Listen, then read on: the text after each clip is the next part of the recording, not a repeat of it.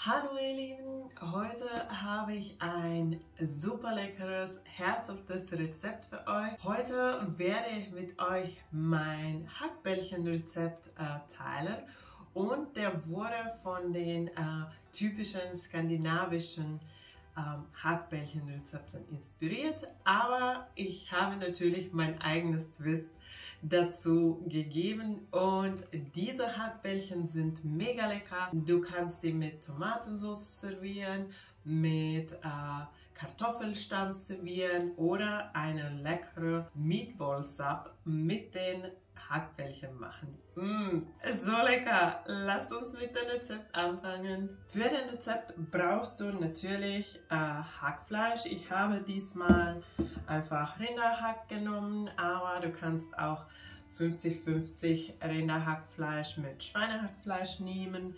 Dann habe ich ein bisschen Grünes. Das ist so mein Twist. Ich liebe, wenn in Hackbällchen oder im Hackfleisch, so wenn man Buletten macht oder sowas ähnliches, Koteletten, Burger Buns und so weiter. Ich mag, wenn da ein bisschen Grünes ist. Diesmal habe ich viel genommen, weil ich in dem Hackbällchen das so liebe. Und das hat die Oma von meinem Mann immer so gemacht. Sie hat immer sehr viel Grünes in die Hackbällchen oder Buletten gegeben und ich habe immer mich bewundert, wie lecker die schmecken und seitdem mache ich das immer auch so. Dann die finnische Twist kommt überraschungsweise von so einer Zwiebelsuppe. Das ist eine fertige Suppenmix für Zwiebelsuppe und in Finnland wird es häufig so gemacht, dass man diese Mix für die Hackbällchen nimmt. Die gibt einen besonderen Geschmack und ich finde, es schmeckt mega lecker und man spart sich dann die Zwiebelschneiden. Man muss keine Zwiebeln für den Rezept dann schneiden. Und diese Zwiebelsuppe wird mit Schmand vermischt. So, ich werde gleich erst die Zwiebelsuppe mit Schmand und ein paar anderen Zutaten vermischen. Das werde ich dann erstmal kurz zur Seite legen und erst später dann zum Hackfleisch geben. Dann brauchen wir auch noch schwarze Pfeffer, Salz, Senf. Ich mag Senf in diesen Hackbällchen. Wenn du keinen Senfgeschmack in den Hackbällchen möchtest, dann kannst du den Senf auch ganz einfach weglassen. Und dann brauchen wir noch 2 Eier. Wie ich schon gesagt habe, das erste, was wir machen, ist die Zwiebelsuppe mit Schmand zu vermischen. So, ich werde erstmal das so ein bisschen in der Verpackung zerkleinern. So, dann das Ganze zum Schmand geben. Und die Gewürze können wir auch direkt dazu geben. Salz, schwarzer Pfeffer und auch den Senf. Als letztes noch ein Ei und das Ganze ganz gut mit Gabel vermischen.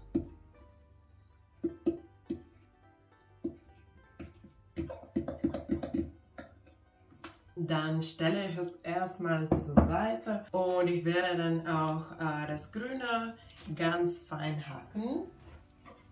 So, ich habe hier ein großer Bund Petersilie. Ich nehme ungefähr Hälfte und wir brauchen nur die grünen Teile.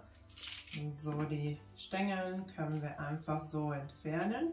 Und dann das gleiche mit Dill, auch nur das Grüne und dann ganz fein hacken.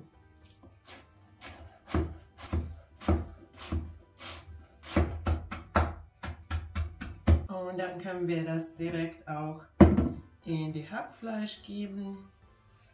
Und die Kräuter, die duften so lecker und geben auch ein ganz schönes Geschmack für die Hackbällchen. Jetzt können wir auch dann diese Mischung dazugeben.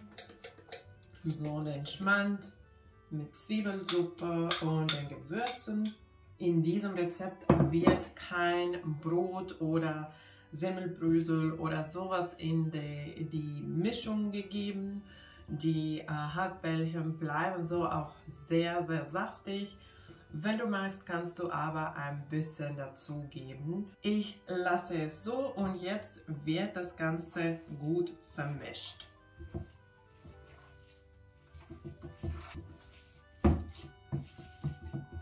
Und dann bleibt uns nur noch die Hackbällchen zu formen. Dafür nehme ich so eine Esslöffel und ich nehme ungefähr so ein bisschen gehäufte Esslöffel von dieser Masse und die werden dann so mit den Händen geformt und ich lege die fertigen Hackbällchen auf ein Backblech.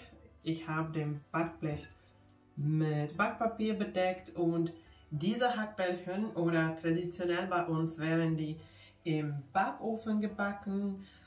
Du kannst die natürlich auch braten. Wenn man die im Backofen garen lässt, dann ist das natürlich gesünder, weil man kein extra Fett dafür braucht. Es geht auch ganz einfach und schnell, weil man die alle auf einmal backen kann und ich finde das ganz praktisch.